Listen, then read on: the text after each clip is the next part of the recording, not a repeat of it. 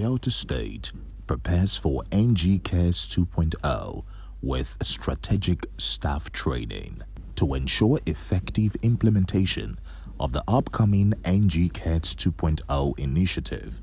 The Delta Community Action for Resilience and Economic Stimulus (DCARES), in collaboration with Breaky Training and Consultancy Services, has organized a 2-day intensive training for staff on the management of sustainable development programs for resilience.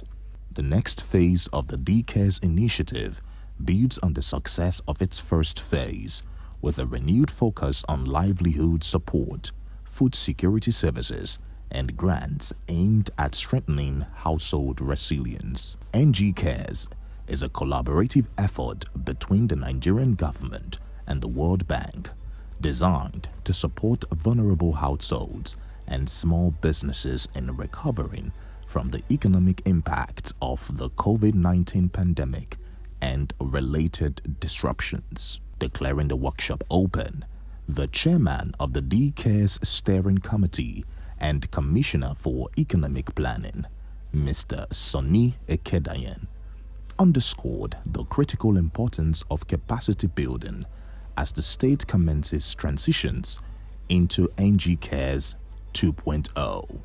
He said the training was essential to prepare the coordinating units and the various delivery platforms for the enormous responsibility ahead.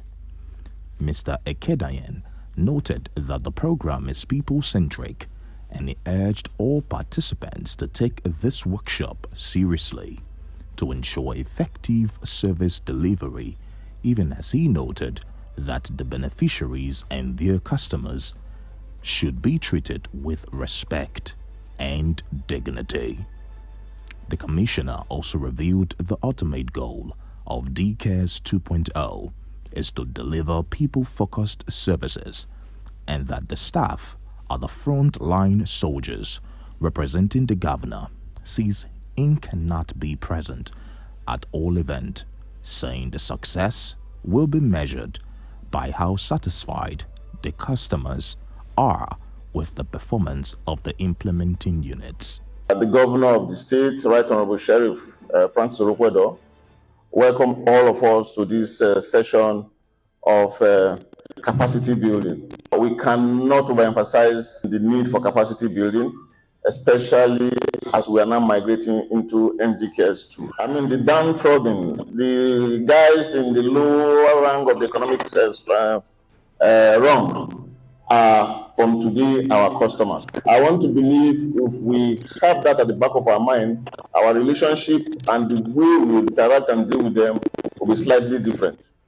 We have been a little deliberate in the choice of, the course, content, and concert line. And the goal is to deliver service to the people. And we can only say we have done so well if the people, these are our customers now, are happy with us. By way of feedback. We don't expect the governor to be at every place to meet with every person. We are the representative of the administration, and the way we relate and interact with these people, will speak volume and will also rub off on, the perception of people about the government. So you guys are our first line foot soldiers. We will deploy you to the fields to interact and help us manage and solve problems. On that note, I want to take liberty and by powers conferred on me here to formally declare this training session open, and I wish us a very fruitful and impactful 2 days of learning and interaction. The State Cares Coordinating and Secretary of the Steering Committee, Lady Patience Ogbewe, described the event as a strategic investment in building the capacity of frontline staff.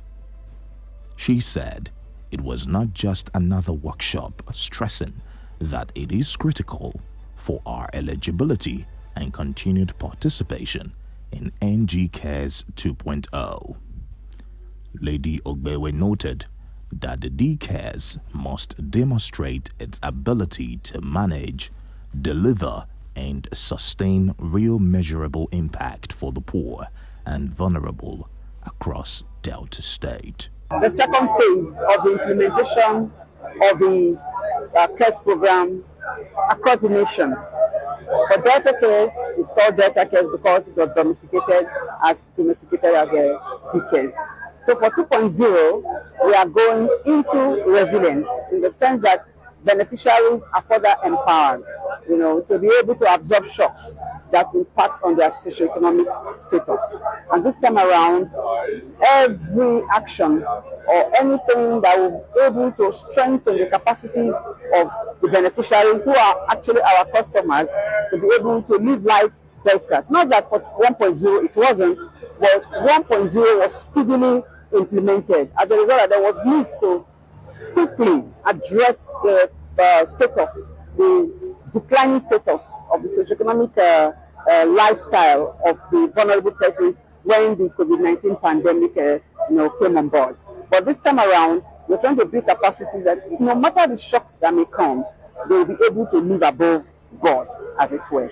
That's what the 2.0 is all about. This time, we are not focusing on COVID-19 any longer because we all know that COVID-19 has come and gone, although living with us now, as it were. But we are talking about addressing communities, building capacity of communities to be able to withstand any shock that may come their way. This program is targeted at the target audience of this program are the major implementers, the managers of the program. It's management of development, sustainable development programs for resilience, trying to strengthen them in reaching out to the persons who they are supposed to improve their lifestyles, as it were. It's building on what they have gotten before now. No, for 1.0, we didn't have time for capacity building. We are dealing with existing structures, people who have been doing the work before. But this program is beginning to expand, as it were. For now, we were doing it vertically before, but now it's now being strengthened horizontally. So it's a holistic approach.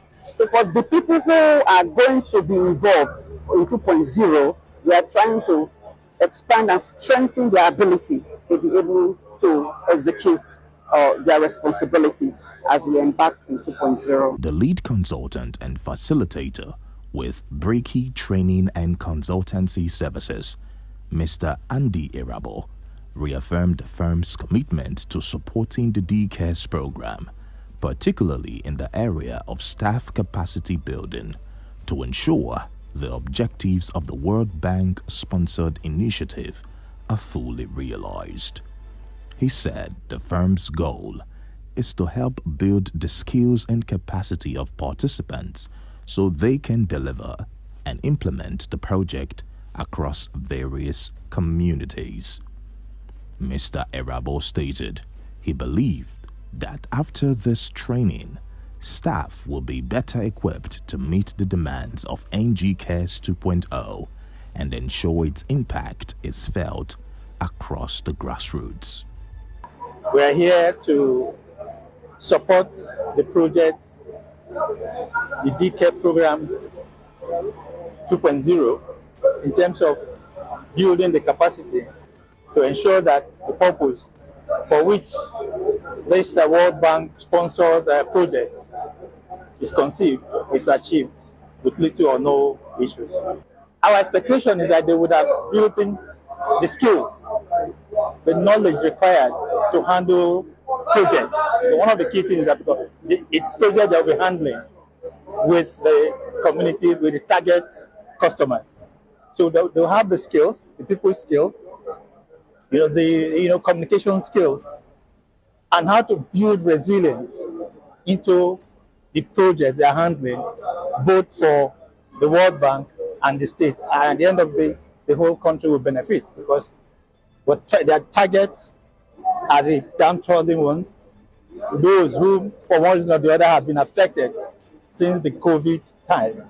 So what we are trying is building people, ensuring that people, recover fully from the effect of economic effect of both the COVID and other, issues affecting particularly the vulnerable ones in our society. Participants expressed their readiness to fully engage in the DCARES 2.0 initiative and commended the steering committee for organizing the timely training. Many noted that the sessions have significantly enhanced their preparedness for effective service and delivery. We believe that we're going to be well taught on the next phase, which is 2.0. World Bank has started this program very well and has impacted much on the people. I believe God that this training will usher us into the next 2.0 phase, which will build on capacity and much projects will be executed. We thank the World Bank for this program that they started. It has impacted much on people. The effect of COVID-19 was devastating, and much people have recovered from the effect of COVID-19 by the program that the World Bank brought, that 1.0. It is 2.0. I believe God is going to do much wonders.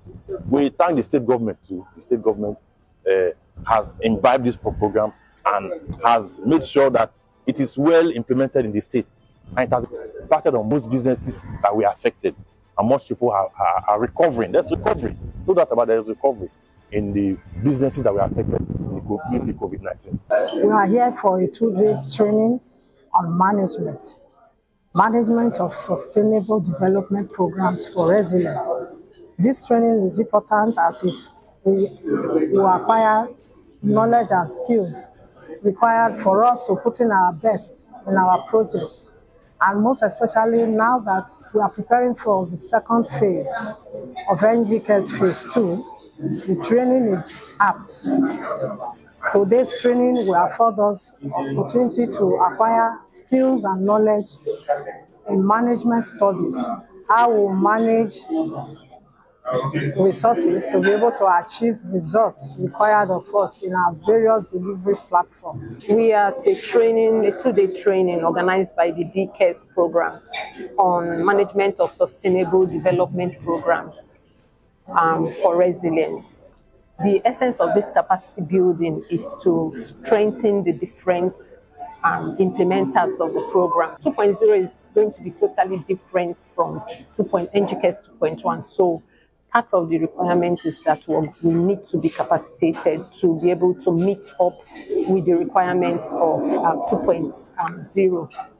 The training so far, it's been very good. A whole lot of new things are coming, especially for those that have not had experience on project management.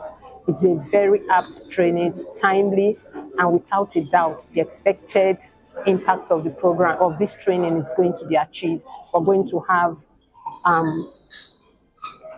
exposés on conflict resolution, on risk management, on resilience building in our project management strategies, and it's very, very apt, and we appreciate government and program manager for this opportunity, because it's going to make us better ready to implement NGCares 2.0. Delta State had recorded notable success during the first phase of the NGCares program, which has earned its place among the selected states participating in phase 2.0.